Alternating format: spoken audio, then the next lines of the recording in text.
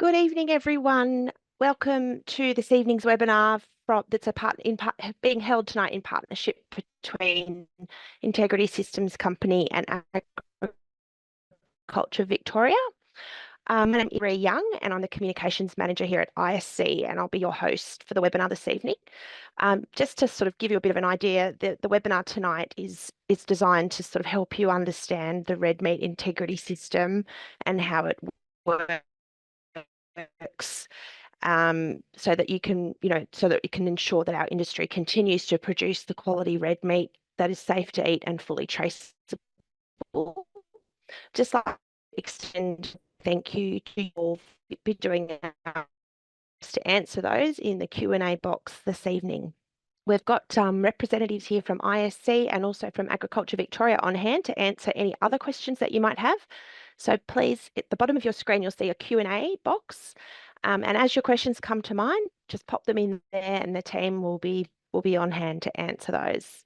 Just want to also let you know tonight's session is being recorded, and in the coming days there'll be an email coming out to everyone who registered for this with a recording of the webinar and a transcript of all the questions and answers and some other resources that might help you with how you involve yourself with the integrity systems. So just as a bit of an overview, I'm going to start tonight's webinar off with just an overview of what Integrity Systems Company is and how the integrity systems work together and what the objectives of the integrity system is. And then Elizabeth Bradley will join. She is our Quality and Compliance Manager at Integrity Systems Company, and she's going to take you through an update about the Livestock Production Assurance Program, or LPA, and that'll cover off a new self-assessment tool that's coming into play from this weekend, actually, for accreditation and re-accreditation into that program. After Elizabeth finishes her section, George Basher, who's ISC's operation analyst, very experienced with the NLIS system, will be running a demonstration for you of the NLIS. So he'll be taking you into the system and showing you how to do property-to-property transfers and other sort of key functions, how to get reports, how to access information through the NLIS system. And after George, we'll have Ben Fay from AgVic, who's here as well. And Ben will be giving you an update on some Victoria-specific information, integrity information. So don't forget, we've got the Q&A box at the bottom. This is being recorded because there is a lot of detail here for you to sort of think about and take on board. And we've got George, Elizabeth, we've got Callum from our customer service team and Marnie as well from AgVic, who are on hand and ready, as well as Ben, on hand and ready to answer questions as they come. So don't be afraid to put them in the chat as they come to mind in the Q&A box. Now, just before I go on, a bit of background about Integrity Systems Company, in case you weren't sure. We were formed as a business in 2017, and our chief task is to manage the red meat integrity system. So this is all about ensuring we have on-farm assurance, animal identification, and traceability. These are the key requirements that Australia needs to continue to access our global markets. Obviously, really important for us. So ISC is guided by a couple of different key bodies. SafeMeat is one of them, which is a partnership between industry and government. And the other is a group called the Supply Chain Task Force, which is made up of representatives from all of the peak industry councils for the red meat sector. So between the two of those groups, ISC is guided in its activities. Now, this diagram here just gives you a bit of an idea of where Integrity Systems Company fits into the broader red meat industry. So we're a subsidiary business of Meat and Livestock Australia, and together with MLA, we provide services to the industry. So just to step into it a little bit more, of the integrity system, there's three key programs that make it up. Well, two key programs with the E and VD kind of in the middle there, but I'll just explain it all to you. So we've got the National Livestock Identification System, which is Australia's system for identifying and tracing cattle, sheep, and goats. It reflects Australia's commitment to biosecurity and food safety and provides Australia with that competitive advantage in a global market. With the system, all the animals are identified with an accredited NLIS tag or device from their property of birth. And as the animals are bought, sold, moved through the supply chain, those movements are recorded on the NLIS database. And using this information, the NLIS is able to provide that history of an animal's movements. So it's a system that's underpinned by state and territory legislation because it does enhance our ability to track livestock, which becomes incredibly important when you've got a disease or a food safety incident taking place. So the current NLIS system has been around now for over 20 years, and a major project is now underway to develop an uplifted NLIS system that will be more user-friendly and offer a much more sort of intuitive user experience for you all. So we're really looking forward to being able to bring that out at the end of June in 2026 is where we're tracking to deliver that, but there'll be more on that later. Now, the other key program we have is Livestock Production Assurance, or LPA, and this is what underpins another key underpinner for our market access. So it covers your biosecurity, animal welfare, and food safety. And accreditation within that program is the tick of assurance for your product from producer to consumer. So then we've got in the middle, we've got the LPA NVD or the eNVD, the electronic version. Now, these are legal documents which communicate the food safety and the treatment status of every animal as it moves through the supply chain. So a central component of all of this is your property identification code, or your PIC. PICs are allocated by your respective state and territory, in this case Victoria, and they identify your property as a livestock producing property. So you need to have one of those numbers, the property identification code, to register for both the LPA program and also for an NLIS account. And incorporating that PIC into both those systems is how we get that national traceability and food safety management. So the next slide here, I just wanted to show you it's basically overviews our objectives of our integrity system.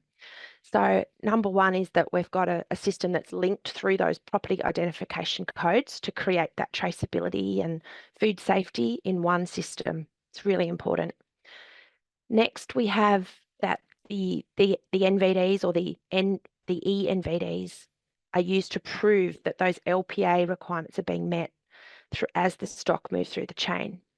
Now, having those declarations and additional attachments digitally captured in an eNVD means that they stay with their animals on the whole journey and they can't be lost or damaged along the way or become hard to read, as can often be the case with the paper forms.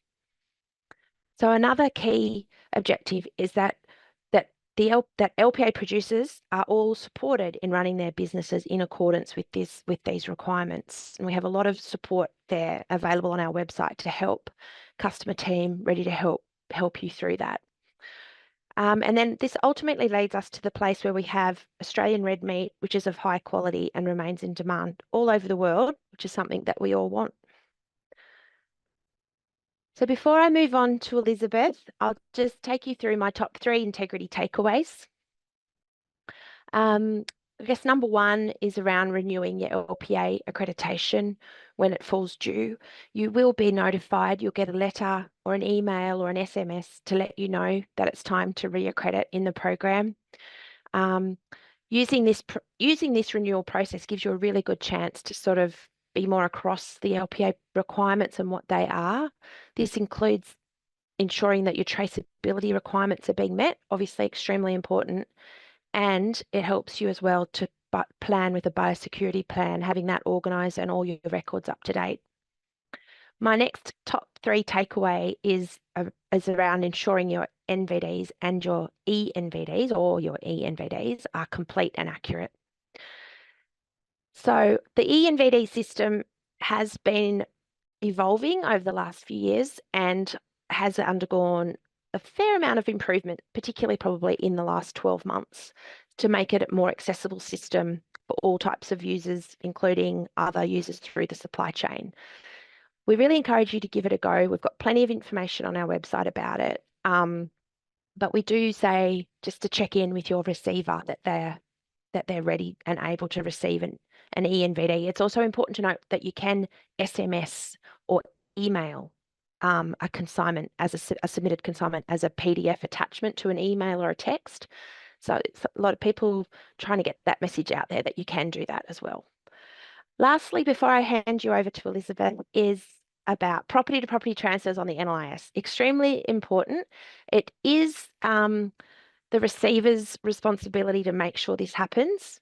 When animals move onto your property, you are to update the NLIS, but it's always worth checking that that has taken place if you've recently moved animals off your property, just to go into your account and check it out. George will be able to show that to you in a little while, but yeah, look, that's it from me. I will pass you over now to Elizabeth, who can take you through the LPA program in a little bit more detail. Thanks, Elizabeth. Thanks, Cherie, and hi everyone. So tonight I'm going to run you through the Livestock Production Assurance Program requirements, some updates that we've made to that program, and cover off a little bit about NLIS before I hand on to George. So one of my favourite topics is the Livestock Production Assurance Program, or LPA if you like your acronyms, which we sure do in this industry. So LPA is all about your on-farm assurance programs that look at food safety, animal welfare and biosecurity. So at the end of the day, we are producing livestock so we can eat them. So food safety is paramount in importance. LPA supports the declarations you make on your national vendor declarations as they move through the supply chain. So it's really important you have good records on farm to back up what you're writing and declaring on those NVDs as those livestock move off your property. So why is LPA so important? Well, actually, we use it to not only create a lot of value for our red meat industry in Australia, $74.5 billion was the last account, but also provides us access to global markets. So you might not think about it if you've just got some animals on your property, but the meat that they produce can actually end up in overseas markets as well as on the shelves at Woolworths and Coles. So it's important to know what those systems represent. So it really helps us gain access to those export markets and maintain it and find new markets where we can start sending more of our meat. So all about growing that value for our red meat production sectors. LPA looks at food safety, as I mentioned. It also looks at animal welfare and biosecurity on your property. It also links in really nicely with the NLIS requirements around biosecurity and tracing for emergency animal diseases as well. So really, really important in terms of why the industry stands behind LPA and why processors mostly insist on it when selling into them for food. So some exciting changes have happened for LPA in the last little while, and the first is a new set of program rules and new standards for the LPA program. So the new LPA rules look a little bit different to the previous ones. They do mostly the same thing, and they take effect on the 1st of September. So you should have seen an email or a letter come through from us about those changes. The key changes with the new program rules is we're changing the accreditation process ever so slightly. So we're taking away the multiple choice quiz that you would have gone through and replacing it with a self-assessment tool, which will give you the ability to actually assess your practices on farm against the LPA requirements.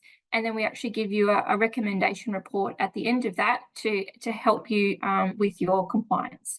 It also gives you all the links to the tools and resources you might need or want access to as well in relation to the LPA requirements. So it's a big step up and a better user experience, a bit faster as well through that process online. The new LPA rules also gives us the ability to add voluntary modules into LPA. So we've got the standard requirements, which I'll run through in just a little bit, but it also allows us to add in voluntary modules that you can opt into if you want to provide additional assurances. So this is the sky's the limit for this. So we can, the first one's around harvested rangeland goats, but we can look to do things around sustainability, around marketing claims and raising claims as well in the future, and bring that all together in the one place through LPA. We can also use ENVD to make additional declarations, especially around things like mulesing on sheep and pain relief and all sorts of different things on that ENVD now that we have the new program rules and how we set up the assurance models in behind those. We're also looking to recognise other compliance programs in industry and streamline the compliance requirements. So setting up those policies and data sharing is still to come, but the new program rules let us do that and basically reduce the audit burden and compliance burden on livestock producers as well. We've also clarified a lot of stuff, so roles and responsibilities, definitions, audit processes, and how we handle complaints with the program is also key requirements. So I know that sounds really boring and administrative, but I find it quite exciting, and it's really great improvement for the program moving forward. In terms of the self-assessment tool, it's like I said, it replaces that multi-choice quiz or questionnaire that you would be presented with when you complete accreditation or renew your accreditation. It's designed to improve awareness and education around the requirements as well. So we're trying to hit all of the marks in terms of making sure LPA is front of mind. As I mentioned, it's got that recommendation report, and also the learning remains available. So that e-learning modules, which are also looking to refresh the content of as well. It's a very exciting tool. So if you've got accreditation coming up, you should see that starting from next month.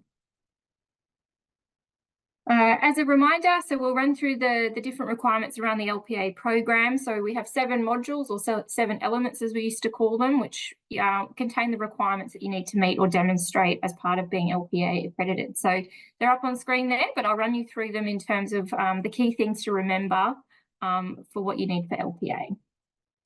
So I like to break it down into different sections, the first being food safety. So element 1 or module 1 is all around the property risks and making sure you have a documented property risk assessment for your property to minimise the contamination risk of your property to your livestock. So again, really keyed in on food safety.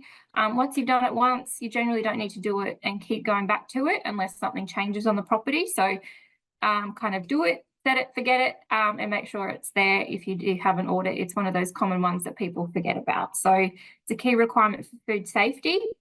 The second requirement is around animal treatments. Another issue around keeping records of these to back up those declarations you make on your NVDs. Really, really important, because just because they're not in a withhold period anymore doesn't mean there might not be a residue issued later on down the path. So having good, accurate records of your treatments is really, really important. Full and complete records, so batch numbers, expiry dates of the chemicals that you're using, as well as the adhering to the withhold periods or the export slaughter intervals as well, is really quite important. The other food safety requirements is around what we're feeding our livestock and also using chemicals on the property. So where livestock might graze, making sure that we're adhering to withhold periods if you are spraying pesticides or herbicides or things like that.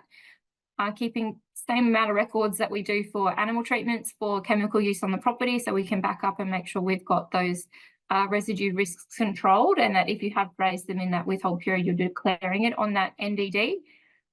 Training, storage, also equally important, as well as incoming feed. So if you're buying in hay, silage, whatever it might be, making sure you're getting information from that vendor around the suitability of that feed for livestock. So we recommend the commodity vendor declaration as the standard, but if you've got other means and documentation around it that meets those requirements, they're equally acceptable as well.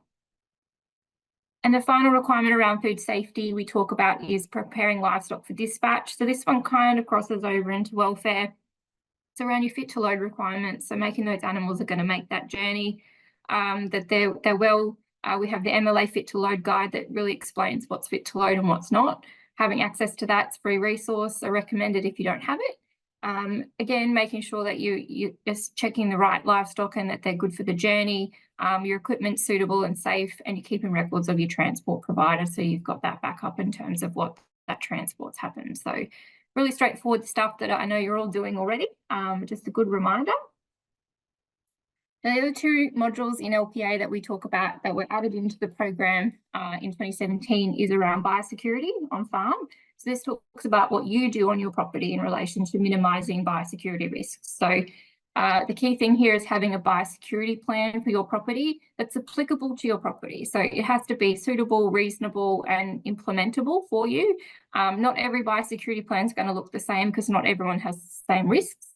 Key things is recording people, equipment, comings and goings from your property, so you understand where risk might be introducing biosecurity risks. Farm gates, check-ins, it's all up to you. As long as you have that documented biosecurity plan, that's the key requirement under LPA. And the final module is around your animal welfare requirements. So we link into the animal welfare standards and guidelines that Australia sets. So having a copy of those applicable to the species of livestock that you have is really important. They're free, they're available online, you can print them off, you can access them and have them on your computer however you like it. but it is a requirement to have a copy of them, and I would suggest you read them. And also complete the LPA training that we have available for free to do that as well. It's also a requirement of LPA. And if you do have staff that perform animal husbandry practices, making sure they're aware of their requirements under those standards as well is equally important. So they're the high-level requirements around LPA, just as a reminder of what you need to be doing to meet your requirements for compliance.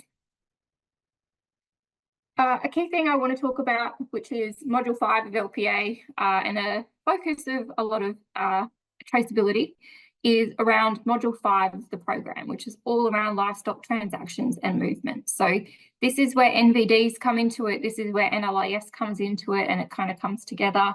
And it's a really important issue for biosecurity, traceability, food safety, all of it. So I break it down into two activities: receiving livestock and dispatching livestock. The key things are around NVDs. So if you're dispatching livestock, making sure you're completing your NVDs in full, completely, answering all the questions, signing it, completing all the information. That's really helpful, especially if we're in an emergency disease outbreak and we need to trace animals. We've got all the details we need to know. Equally important, we need to know the food safety status of those animals if we have a food safety incident. So having all those details available is paramount. If you're also dispatching livestock, making sure they're identified with an NLIS tag, it's very, very important. Also a legal requirement. So making sure that they're identified before they leave your property is key. On the other side, if you're receiving livestock, so you're bringing them onto your property or you're moving them between different property identification codes that you might have, making sure you've got a movement record, which in this case, LPA NVD, if you're LPA accredited, is important. So getting a copy of that if you're buying from someone else.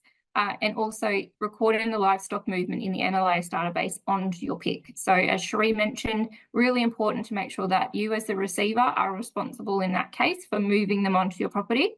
If you're using an agent or a sale yard or a third party or someone to help you do that transfer, check it yourself. NLIS databases accounts are free and you can check that yourself, or request an upload ID, which is like a receipt number that you can actually look up and check and make sure that you've got that transfer recorded. So really important, and that helps with quick tracing. So we need that movement recorded in 2 days, so that we've got biosecurity, and if we do have an outbreak or a disease issue or a food safety issue, we can do traceability really quickly, which is important for market access and protecting our industry. The key takeaways, I know I talk fast sometimes when I get excited, but just remember, 2 days of arrival of livestock onto your property need to be recorded in the database. And also if you're moving livestock off your property, make sure they're tagged and you complete an LPA NVD relevant to that consignment as well, and keep a copy of it because you need a copy of it as well. NVD tips as well. So we've got obviously the paper books, which you can buy in the triplicate form, or we have the electronic NVD system, or eNVDs as we call it. For paper ones, if you can't read the handwriting, it's not really a good document. Make sure you answer all the questions. That goes for both versions. It needs to be signed to be a valid document. Questions can't be answered in both yes and no because we don't know what the answer is. Make sure you only use one NVD and don't copy it or photocopy it and things like that. Whiteout's not appropriate, so just cross something out and initial it if you need to change it, and one NVD per consignment is important as well. For eNVDs, we have them all stored in one location, so if you use the web or the app, it's all in one spot, so you can access all the information from either way. It will always have the most latest version of the NVD questions for you, and if you use the eNVD, you can also create things like your MSA deck or your animal health deck all in one location at the same time. It stores it all there for you, so your record keeping requirements are met, and there's integration with software and things like that happening now. So if you're using different software systems, they actually do the NVD for you as well. Through your MyMLA account, you can actually add multiple PICs or LPA accreditations and use them all through the eNVD system as well. So there's lots of advantages to using eNVD, and I'd suggest if you haven't used it in a little while to give it a go. And if you have any feedback or questions, we're always willing and able to help you with that. And just a plug, we do have lots of fact sheets and resources and checklists and videos about all the LPA requirements and how tips and tricks around record keeping as well. So they're available for free online, so you can download them, you can access them through your LPA account, or if you get stuck, you can always give us a call and we'll absolutely help you out with the right documents as well. Now, moving on to the National Livestock Identification System, or the NLIS. So another acronym there, but it's a very common one, I think, these days. The NLIS system consists of three main elements or critical things that happen. So first is your PICs, which, as Cherie mentioned, is issued by Agriculture Victoria.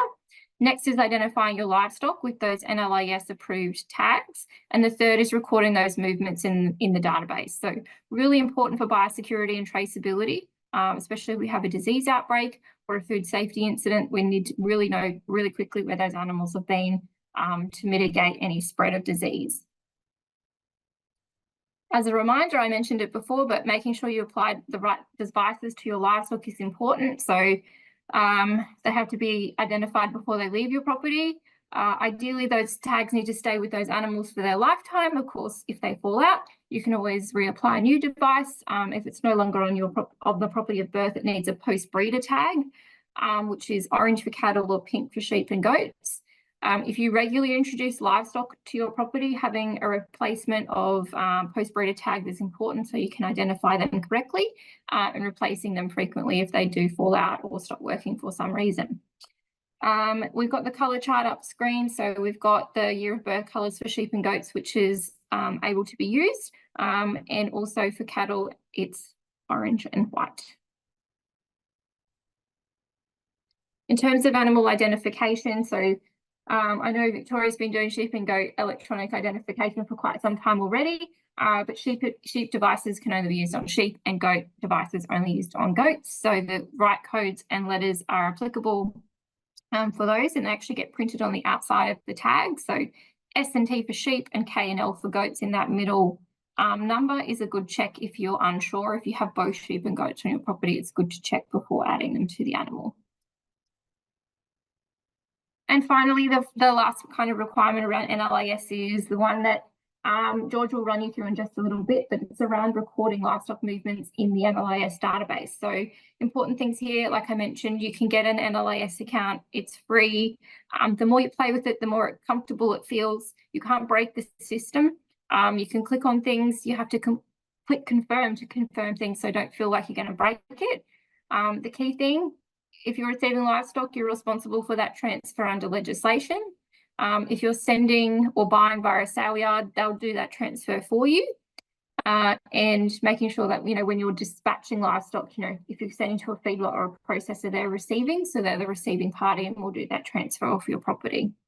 Auctions Plus or selling platforms similar don't complete those transfers, so it's something to be mindful of if you are using or buying livestock through those platforms. As I mentioned, you can get the upload ID and check that in the database yourself to make sure that transfer is being done correctly. And it's always important to link together the NLIS and the NVD. So the NVD has a serial number on it that you can actually record in the transfer when you do that in NLIS to make sure you can link that together. Really important for biosecurity because it can actually speed up the level of traceability with that. And that's me. So what I'll do now is I'll hand over to George, who, as Cherie mentioned, is our very experienced NLIS expert, who will run you through the NLIS database demonstration. So George, over to you. So yeah, my name is George. I work for Elizabeth. I'm the operations analyst. Have been working on NLIS with Victoria since 1999. So it's first started here in Victoria, and I've been around actually have been away from day one. So today we'll go into the NLIS database. We'll have a look at an ENVD and we'll do a transfer of some tags. So to use the ENVD, you need to log into NLIS via My MLA. So, excuse me, we can log in via My MLA, and the website is just nlis.com.au. You have to have a password and user ID for My MLA. And so you create that and you link your accounts. The beauty about using MyMLA, you can link multiple accounts. So I go into MyMLA. And from here, you can link your LPA account, ENVD, your MSA account. There's a lot of accounts you can link here, and the My Feedback. So today we're going to go through and click on Continue to NLIS. And just very quickly, these are things you can link, as in the other websites you can link, and you can modify it and put your own details in that you want to look at, like a dashboard. So I'll go to NLIS. And if you have multiple accounts, I know people are asking questions, they've got multiple PICs, multiple accounts, you can have all the different accounts here. Today, we'll go into our My Producer account. And this is the home page. This is the home page for a producer. So today we're going to use different species of cattle. So we're cattle and sheep mobs. As you know, we're all moving to electronic, and Victoria moved to electronic, I think 6.5, 7 years ago. So we're going to add a new species. So from here, you go, I want to change my types of livestock. There we go. Now we're going to add sheep individual. I might as well add the goat individual here as well. We continue. And now we have this drop-down menu with the different species. Although sheep is one species, we have as a mob and as an individual. In Victoria, we don't use the mobs anymore. So that's a very simple way to add a new species. Shuri mentioned help tools. So up here, there's help. Help tools. A list of all the guides we've built for cattle over the years. Now, cattle have been around for a long time in the NLIS system, so there's a lot more help tools. If you click on the sheep, there's only a handful of sheep ones. So have a look, have a read. There's plenty of guides available. So that's how you get onto the help tools. The first thing I do is I click on this hide header. This gives you more real estate to play with. And the first thing we're going to do today is not NLIS, but ENVDs. It's one of the questions that came in from people who they want to see how you create an ENVD. And you can create this one from the NLIS, or you can view them from NLIS. So from here, we go, I want to. And the system is split up into 3 sections. The top is your account management, and then notify the database of. This is what we call the action or the doing part. So you're moving tags or transferring animals, setting statuses, and then there's the reports, running all the reports. So the doing and the viewing part. So I'll go down the view my ENVDs. There we go. This is now taking us to the ENVD page. I'm using, this is my PIC number over here on the left. These are some old ENVDs that have been issued to me. This one was issued today, 47 head of cattle. This is my test account. So if you want to create a brand new one, we click on Create New Consignment. And you can create templates. So if you're selling animals to the same place all the time, then you can create a template and just use that template all the time. So in 2 or 3 places, you call the template, the sale yard or the abattoir, and you use that all the time. We'll just go to create one from scratch. So this is my property. Where are they going to? And we can type it in. Central, can't spell. Central Victorian, there's the Central Victorian Livestock Exchange. And I use this as an example because very few people can find it. Everyone knows it as the Ballarat Sale Yards. No longer in Ballarat, it's in Miners Rest. No longer called Ballarat Sale Yards, it's called Central Victoria Livestock Exchange. The easy way around this is just to ask. If you know you can sell the animals to an abattoir, call them up and say, what's your pick? And that'll say, if you can't find it here, it'll save you a lot of time and headache. So that's the big tip. Get a list of all the places you sell your animals to, write them down and keep a record of them. So when are they going? They're going tomorrow morning. 6:30 a.m. Let's do one for cattle. The big advantage of the eNVD is it allows you to do your NVD and any other declaration you may want. You may have MSA, maybe part of an NFAS, which is your feedlot, or an animal health deck, and you only have to answer some questions once only. So if you were to do these separately, on each one, you're going to have to fill out where they're coming from, where they're going to, what time, the transporter's details, description of animals. So this one, you only do it once. But today we're going to go through this, and I won't go through the whole process. It takes about 3 or 4 minutes. Go on, next step. Add a description of the animals. And you can say they're a 10 head, they're breed, Angus, and these are steers. You know, I draw a brand. 10 animals have E-tags, none have embossers, add. And you do the same thing again. If you had 20 Angus heifers.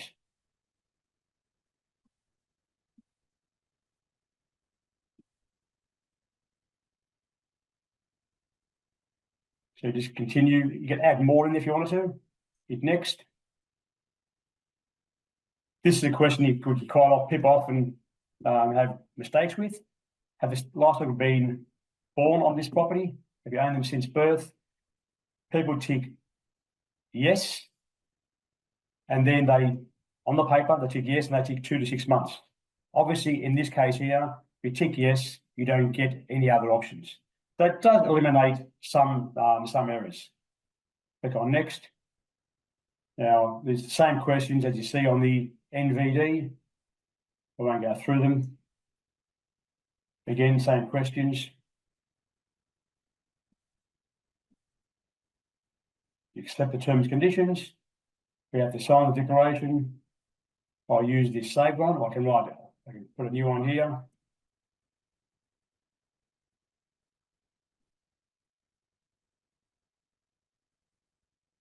And that's the NVD submitted. You just hit submit, and it goes off, and it'll go off to everyone involved in all the picks involved. So we'll send it straight to the sale yard. So I won't send it, but you hit submit and it sends it to the sale yard. And that's an eNVD completed. Obviously, I didn't answer all the questions. So go back to consignments. That doesn't take much, and you get used to it after a while. It takes a while, but you do get used to it. This is what the NVD looks like. So it's the same as all other NVDs that you see. Now, these are our test ones, so therefore there's no data in there. So that's the eNVD. Not that difficult. I know there are some concerns over it. People can't find the PIC number, but try and find it using that search. If you can't find it, it's very easy just to call up and ask. So now we'll do the NLIS demonstration. Go back here, click on login. We're going to do some sheep movements. So we go moving cattle, the sheep individual. Again, these are the things that you changed on your account. Keep your details up to date. So if you enter my account details, keep your details like your email address, phone number. Elizabeth mentioned that we do try and inform people when there are changes, or there are going to be changes to the LPA. So try to keep your details up to date. If someone tries to move your animals and there are issues, we'll email you. So keep your details current. So today we're going to look at livestock moved onto my property. We're using this sheep, goat, SA camelids, and SA camelids are South American camelids, so llamas and alpacas. We're going to do it on screen. We can upload a file. I'll show you what to do on screen. You go, I want to upload detail on the screen, and there are 6 pieces of data in a file. This means 6 columns. First column is the tag number. And I've got some tag numbers here. Copy them. So you can, as you can see up here, there are tag numbers that have numbers and letters. That's because that's what's printed on the outside of the tag. So you can eyeball the tag number. Not always easy. Or you can use a scanner and scan the microchip tag number inside the e-tag. Where they're moving them to, and just double check, I'm in the right place. You're going onto my QVZZ2222. Come and follow this here. There's a label number.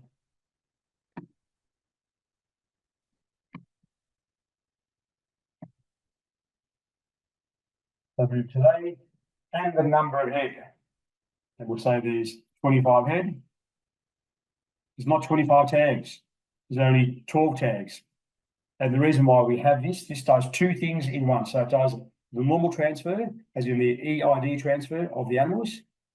But as we know, you can purchase animals, particularly say from New South Wales, and only some of them will be tagged because you only have to tag animals born after 1 January 2025 in New South Wales and in every other state and territory except for Victoria. So you may have a mixed mob of flock of sheep, mixed mob of sheep. Some are tagged, some are untagged. So off the NVD, there's NVD number. Off the NVD, and you know you bought 25 animals, but these are the only tags that were in the animal's ears. We continue. Ask you confirmation. You sure you want to move these animals from here to here with that serial number, the number of head and the date. You go send. It's now sending. It's now doing two things. So it gives you two upload IDs, or three. That's the file with both the individual tag numbers and the total head count. And I always get this confused, but one of these is the total head count. Yeah, that is 25. And this one is the individual 12 eID tag numbers. So these are your receipt numbers that the auditor may ask you for if you ever get audited, and they say you haven't done transfers, give me evidence you've done it. This is the evidence you need to show them. So I'll look at view my transaction history now. And today, this is going to show me, so my transaction history is what have I done on the system today. You can continue, and you see this, I've done a few things. These are the ones I've just done now. So there were three things we did. One was the combined, and that's why this is the complete file. So that is for the full file, full XML. XML is just a language that computers use. So this is the full file, and by that I mean it's the 25 head and the individual tags. So we'll click on what this error means, and this is the individual one, producer transfers. And this is the mob, that is 25 head. So that's 25 head, and this is the individual tags. The individual tags have an error. So I'll click on the error to see what the error is. And the error is simply saying that these tags are already on the property. So I can't transfer them because they are already transferred. This error saying this tag does not exist. That's the tag that I wrote visually. Obviously, transcription error. So it tells you where you've gone wrong. Now, these ones you can't fix because they're already on the property. You may have left them in the file. You may have copied them twice. And this one here, you have to go up there and look at the tag number again. So that's a very simple way to transfer. You can create an Excel file if you want, or just do it on screen. So we go back home. And we'll look at some reports now, just a very basic quick report. So we go under the section here which says reports. We're going to search the pig register. you will often get emails, or you want to find someone's pick, like we said before. You're trying to find the Babrala Saliar's pick, but here we'll type in my pick. We will send you out an email to say that someone's transferred animals, and you'll get a pick in that email. You want to find out who that is. It's simply type in the pick, hit go, and you can find them here. A pretty basic way to search. You can search for trading names, for business names. That's the search the pick register. It's the number one used report in our system.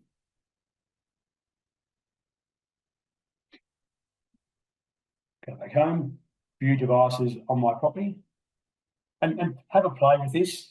I'll show you some of these reports now. So these are all the active devices on my pick. I've got 2 properties. I'll look at this one. And let's return all the animals, all 2,317, so not animals, but tags that I've got, and now return it in 1 to 2 seconds. So the system is quite fast and reliable. Sometimes there are bottlenecks. People might upload huge files, Saliards, feedlots. So sometimes you have to be patient, but generally speaking, it's pretty fast. So you want to look at, these are all the active tags I have on my property now. And you can sort by species. It shows you 20 at a time. We're going to go all. It'll now show me the whole lot on the one page. So there's the cattle. You scroll down quickly. There's my cattle. There's my llamas, alpacas, the sheep, goats. So, and you can sort by any of these columns, and you can export the data. So down here, you can export the data, put it into your software systems. 2 more quick reports I'll show you. Here we'll look at what has moved onto my property. Looking at what's moved on this property. And then we'll say what's happened today. Nothing's moved on that. Look at this one. 6 head. So that's the, if you recall, that's the NVD serial number I just used. So these what's moved on this property just now. Elizabeth mentioned, if you buy animals, have they done it for you? Log in, have a look. If you sell animals, and they say you sell animals to the sale yard, to an abattoir, or to another producer, it's their responsibility to do the transfer. That's the receiver's responsibility, as mentioned earlier. This is how you check if they've done it. So log in and have a look. And if someone says, we transferred animals onto your property for you, go in and have a look. This is what's moved on in the last week. Still 6. So if you're expecting more, you haven't got that more, call up.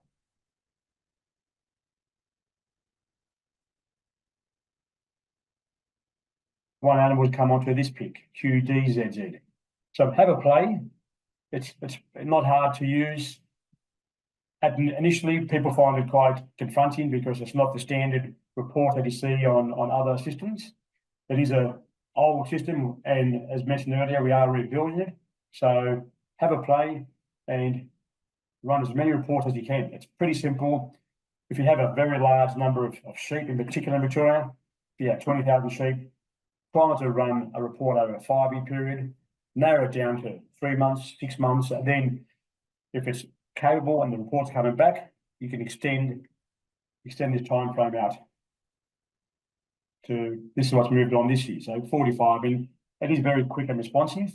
But when we're talking huge numbers of sheep, it could take a while. So go back home,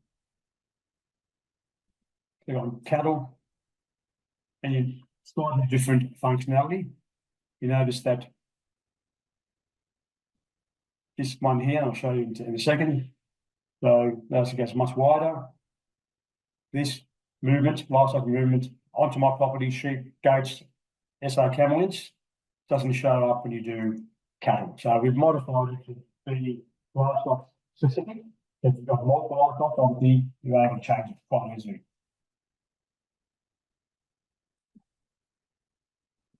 And that's it for me. You'll have a copy of this video, so you'll be able to play it at half speed. I know Elizabeth, she said she talks fast, and I probably talk even fast. But yeah, use this. Don't be afraid to play with it. Don't be afraid to call the help desk if you need help.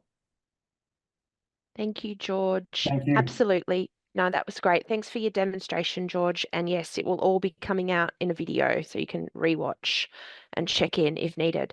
Now, I have Ben Fay from AgVic next, who's going to take you through some state-specific info that you may also need to know tonight. So, Ben, over to you. Thanks, Cherie. Much appreciated, and hello to everyone. Just going to talk to you about a few specific areas for Victoria, and I suppose try and give you a good understanding of why traceability is so important. We've heard Cherie, Elizabeth and George talk about activities and actions that you need to do for LPA accreditation, and also for recording details for livestock movements on the NLIS database. And I just talked through some of the specific bits for Victoria, but also the important reason why. Move to the next slide, please.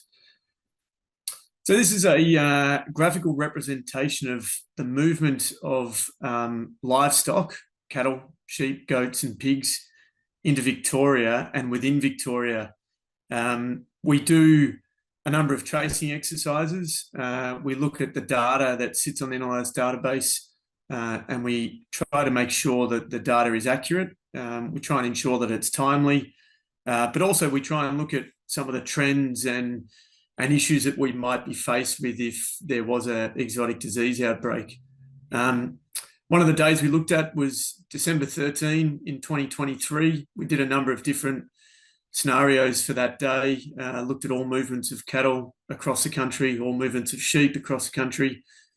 And then we looked at it and said, if that was the day that someone rang an exotic disease hotline or rang one of their private veterinarians and said, I believe I have foot and mouth disease, what would tracing look like for us as government to try and get a handle on possible disease spread and movements of animals that may have occurred during when the disease was active.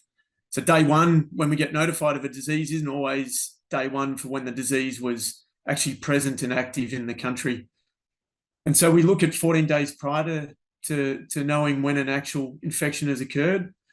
And as you can see, the sheer volume of animals moving and not only the volume of animals, but the number of property identification codes that they originated from and that they went to means it's a very difficult job to try and see where disease may have come from or may have spread to. And having that data and information that you as producers and everyone along the supply chain, the sale yards and the abattoirs and even the live export companies, having that data go into the NLIS database is so important for us and for industry to be able to manage a disease and ensure that we can limit the spread of it, and then ensure that we can manage to get back to proof of freedom, depending on whatever disease it is, as quickly as possible. The other reason that we do some of this work is we have a number of delegations coming from different countries. We've had 3 different countries in the last 12 months that have come to look at our traceability systems, and they want to know or reinforce in their mind that we've got a really robust traceability system and we can stand by the claims that we have for our important export market. And that export market for Australia and certainly for Victoria is a very big market. It's 75% of our product is exported. So we rely on that quite a lot. We'll move to the next slide, please. So we've talked about a lot of these today, but when we do our audits and look at the data on the database, we do find a number of areas that we could see some improvement on. The first one is just ensuring that all movements are accurately recorded on your PIC on the NLIS database. Now, that might be just logging into the database to verify that the sale yard that you purchased from has accurately transferred those animals. It may be actively doing a transfer when you've introduced animals onto your property through a private sale. And private sales include online auctions. So any of the online trading platforms that are operating where the animals aren't physically located at a sale yard, those movements of livestock need to be transferred onto the database by you as the person receiving them or responsible for introducing them. You can get a third party to do it for you. We do see livestock agents doing an excellent job in doing transfers for both cattle and sheep movements for clients. But it is about checking it. So even if you're not responsible for the transfer, check that information has correctly been updated. Ensuring that all sheep have an electronic NLIS device prior to moving off a Victorian PIC. Since 2022, regardless of age and regardless of where the animals were introduced from, so including interstate animals coming onto your property in Victoria, you must have an electronic NLIS device identifying those sheep as they move off your property. And that's regardless of where they go, whether they're going into a sale yard, an abattoir, or moving on to another property. They must have that NLIS device. We do see consignments going into both sale yards and abattoirs where we can see from the data that they're not NLIS eID tagged, and it's certainly something we're following up on to ensure that those animals are correctly tagged before they leave the property. We do find that there's a few producers that are using incorrect applicators, and what that does is it tends to crunch the tag. This is predominantly in sheep, and it tends to crunch the tag and can either damage the chip or RFID component of the tag, but also it can cause issues with infection around the ear, and then you see that the animal has an infected ear and can lead to losses due to rubbing or the ear ripping as a result of it. So using that correct applicator is a must for it. As I said, we do continue to monitor both sale yards and abattoirs for untagged livestock. We see some excellent read or scan rates occurring in sale yards and abattoirs. All of our sale yards sit around 98, if not 99% scan rate. But that is through the good work of the agents that are scanning those animals as they come into the sale yard. And importantly, they have to deal with any of the untagged animals that come into that sale yard environment. So ensuring they're tagged is paramount. We'll just move to that last slide, if that's all right. I've spoken about all the things that we could do to improve that data, but this last slide gives you an indication of just how much data goes on the NLIS database.